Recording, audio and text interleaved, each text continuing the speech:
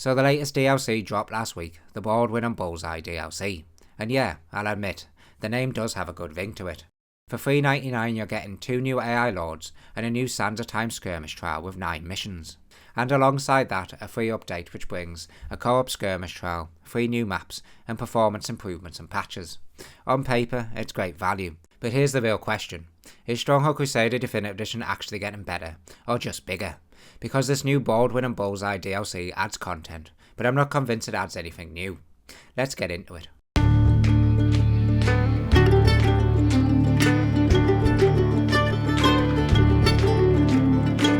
So let's start with the new Lords.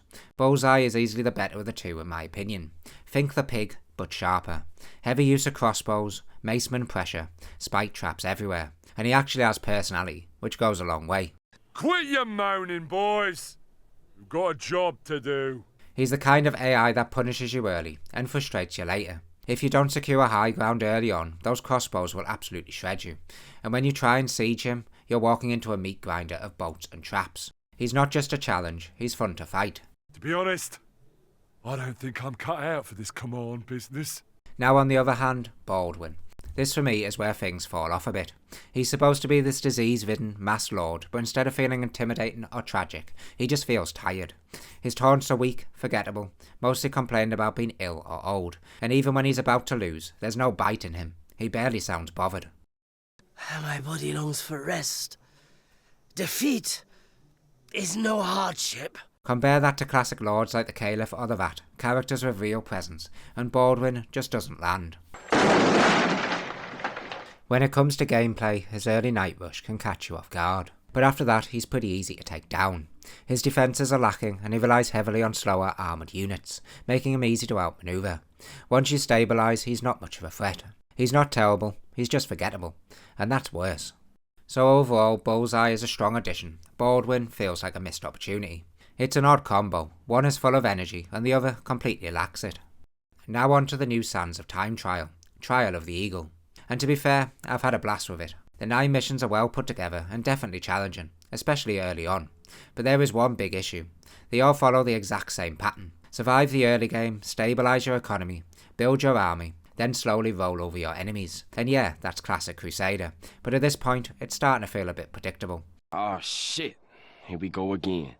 A lot of the difficulty comes from being heavily outnumbered, and often completely alone, which is fine, but I would have loved to see more allied interactions, more varied objectives, and just something to break that formula.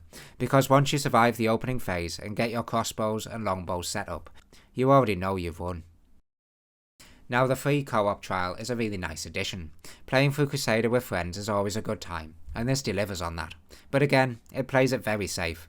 The difficulty feels easier than in previous trials. Simple. And it follows the same familiar structure. Survive early, build up, overwhelm.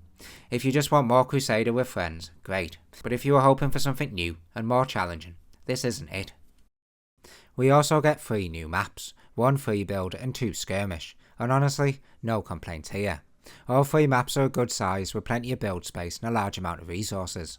Sinkhole is a fun free build map where your castle is on the low ground, making enemy archers extra dangerous if they can capture your outer walls. Tri-River Island is an unbalanced 2v2 map, where the players on the low ground take on the 2 on the upper ground, with a river splitting both teams down the middle.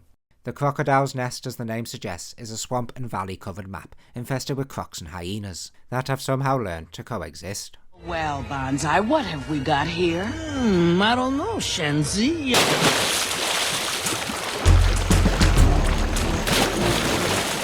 This is reptilian evolution at its peak.